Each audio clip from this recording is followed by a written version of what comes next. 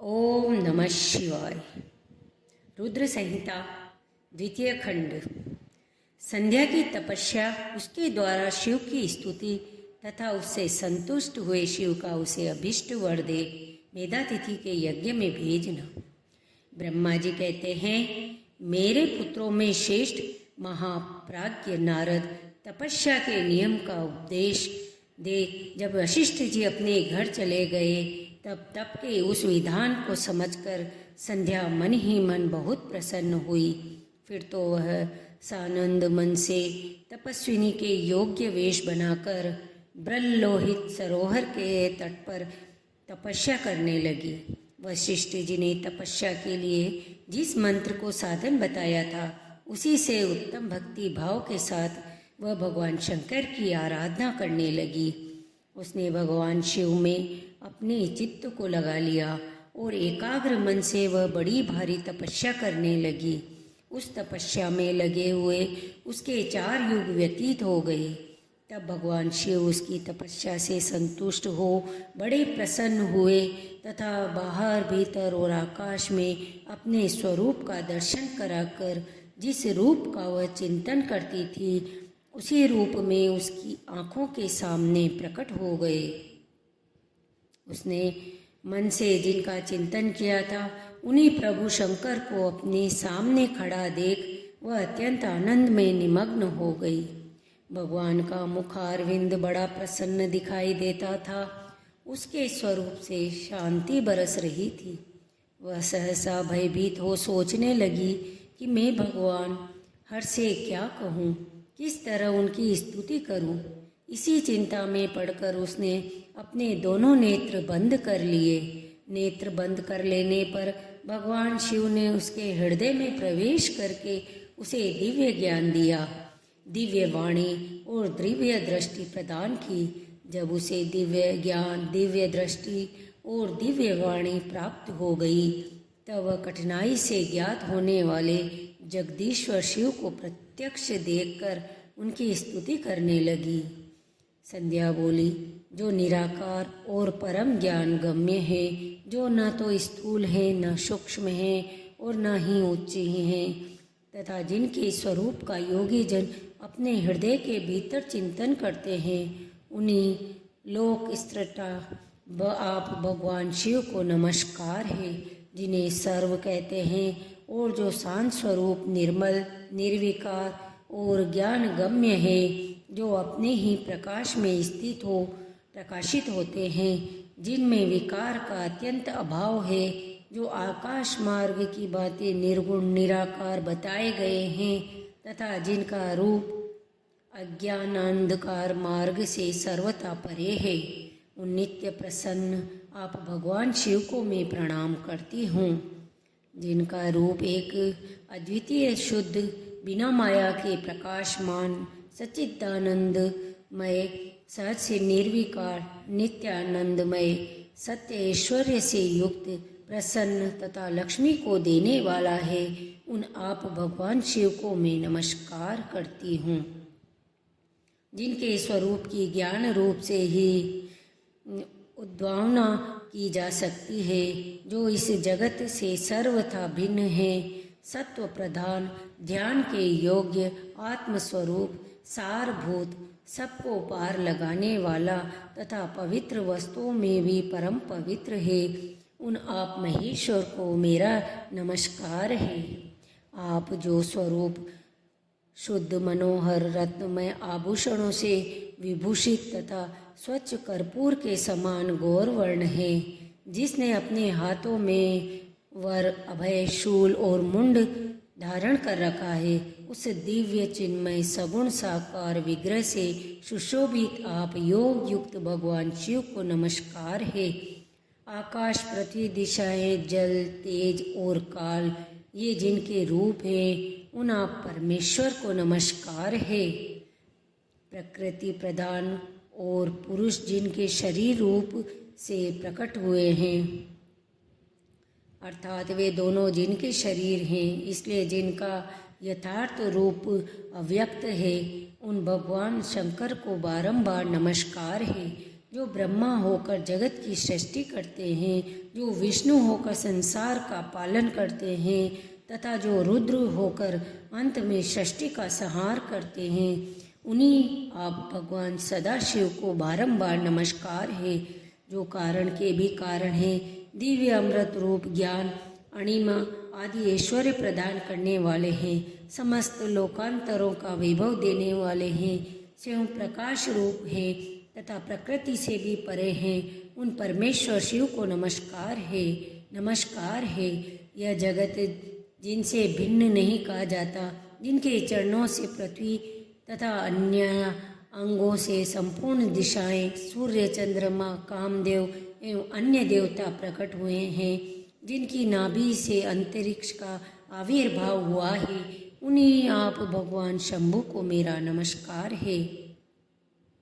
प्रभु, आप ही सबसे उत्कृष्ट परमात्मा हैं, आप ही नाना प्रकार की विद्याएं हैं, आप ही संहार करता हैं, आप ही सद्ब्रह्म तथा परब्रह्म हैं, आप सदा विचार में तत्पर रहते हैं, जिनका न आदि है न मध्य है और न ही अंत है, जिनसे सारा जगत उत्पन्न हुआ है तथा जो मन और वाणी के विषय में नहीं है, उन महादेव जी की स्तुति में कैसे कर सकूँगी।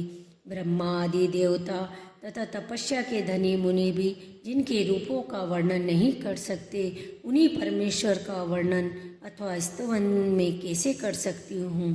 प्रभु, आप निर्गुण हैं, मैं मूढ़ स्त्री आपके गुणों को कैसे जान सकती हूँ। आपका रूप तो ऐसा है जिन्हें इंद्र सहित संपूर्ण देवता और असुर भी नहीं जानते। हे महेश्वर, आपको नमस्कार है। तपोमय, आपको नमस्कार है।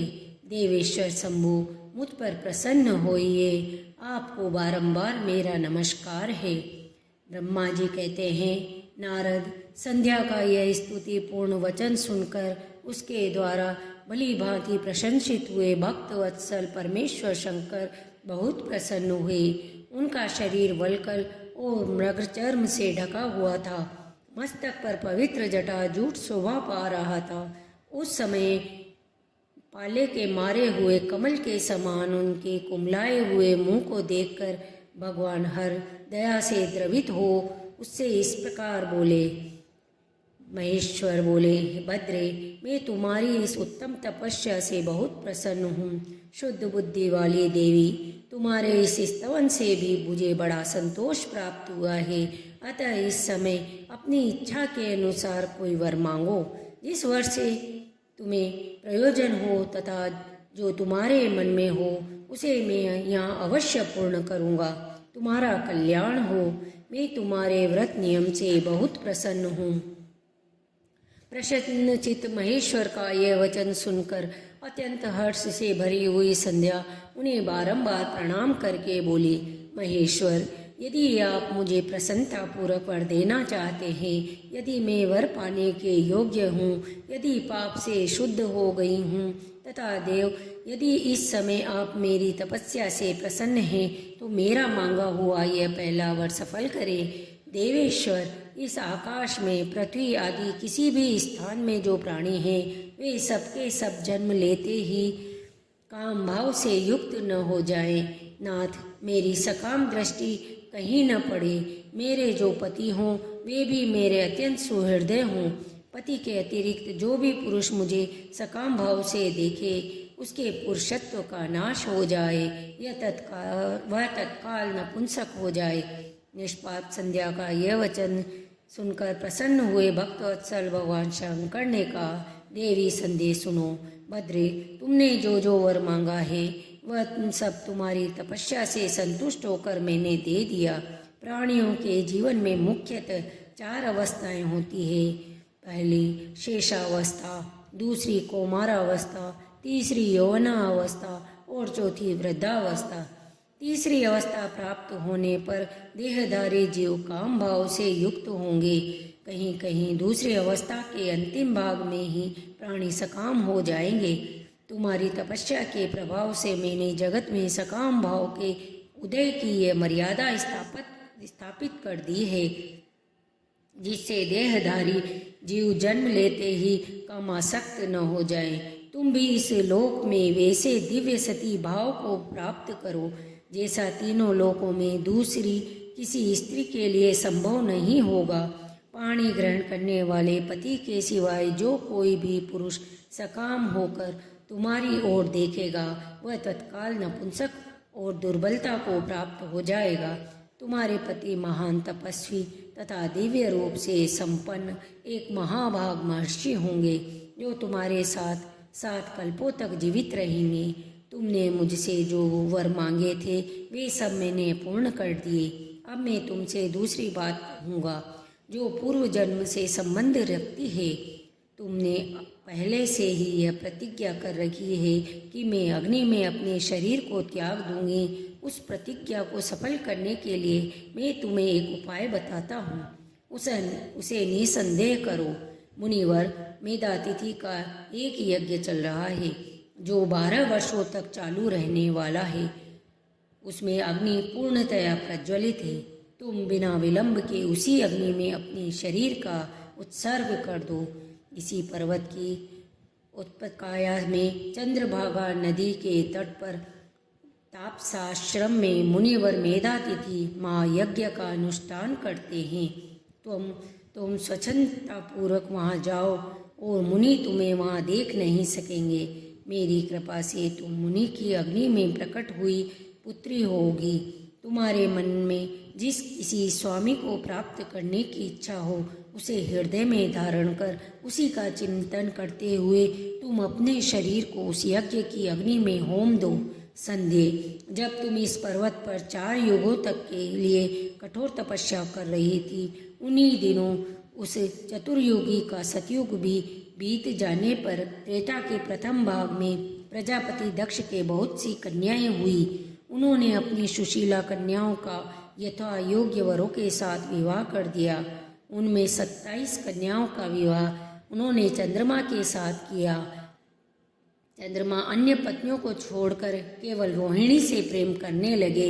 इसके कारण क्रोध से भरे हुए दक्ष ने जब चंद्रमा को शाप दे दिया तब समस्त देवता तुम्हारे पास आए, परंतु संध्या, तुम्हारा मन तो मुझ में लगा हुआ था, अतः तुमने ब्रह्मा जी के साथ आए हुए उन देवताओं पर दृष्टिपात नहीं किया। तब ब्रह्मा जी ने आकाश की ओर देखकर और चंद्रमा पुनः अपने स्वरूप को प्राप्त करे यह उद्देश्य मन में रखकर उन्हें शाप से छुड़ाने के लिए एक नदी की सृष्टि की जो चंद्र या चंद्रभागा नदी के नाम से विख्यात हुई। चंद्रभागा के प्रादुर्भाव काल में ही महर्षि मेधातिथि यहाँ उपस्थित हुए थे। तपस्या के द्वारा उनकी समानता करने वाला न तो कोई हुआ है, न है और न होगा। उन महर्षि ने महान विधि विधान के साथ दीर्घ काल तक चलने वाले ज्योतिष्टोम नामक यज्ञ का आरंभ किया है। उसमें अग्निदेव पूर्ण रूप से प्रज्वलित हो रहे हैं। उसी याग में तुम अपने शरीर को डाल दो और परम पवित्र हो जाओ। ऐसा करने से इस समय तुम्हारी वह प्रतिज्ञा पूर्ण हो जाएगी। इस प्रकार संध्या को उसके हित का उपदेश देकर देवेश्वर भगवान शिव वहीं अंतर्धान हो गए। ओम नमः शिवाय। इसके आगे की कथा सुनने के लिए कृपया मेरा चैनल सब्सक्राइब करें। धन्यवाद।